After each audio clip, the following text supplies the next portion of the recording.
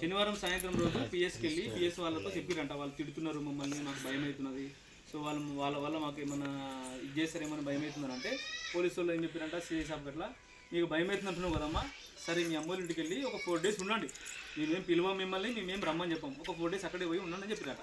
So ఇది దళిత మహిళ మీద లాఠీ చార్జ్ చేశారని చెప్పి ఏదైతే పేపర్లో వచ్చిందో, ఇది ఈ హెడ్డింగ్స్ చూసినటువంటి ఎస్సీ కమిషన్ వాళ్ళు ఇక్కడ వాళ్ళ ఇంటికి ఎంక్వైరీ కోసం వచ్చారు. వాళ్ళ ఎంక్వైరీ కోసం వచ్చినప్పుడు వాళ్ళ ఇంట్లో ఎవరు లేదు సార్, తాళమేసి ఉంది. సో వాళ్ళ నెంబర్ తీసుకొని వాళ్ళకి కాల్ చేసి పాపిరెడ్డి కూడా పోయి, ఎవరు ఎస్సీ కమిషన్ వాళ్ళు పాపిరెడ్డి కూడా పోయి వాళ్ళని పాపిరెడ్డి కూడా నుంచి తీసుకొని వచ్చి గవర్నమెంట్ హాస్పిటల్లో పడుకోబెట్టి, గవర్నమెంట్ హాస్పిటల్లో వాళ్ళకి క్యాన్ల ఇది ఇంజెక్షన్స్ అన్ని పెట్టి ఆల్రెడీ ఆ కమిషన్ ఇప్పుడు ఎవరైతే వాళ్ళు పైనుంచి వాళ్ళ పెద్దోళ్ళు ఎవరైతే వస్తారో వాళ్ళు వచ్చే వరకు ఈమె అక్కడే ఉండి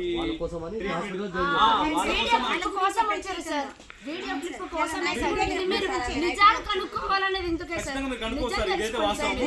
ఆ రోజు 5 o'clock వరకు ఇక్కడే ఉన్నారు. కావాల్సి ఇక్కడ రామోనిక శనివారం రోజు ఎన్ని గంటల పోయి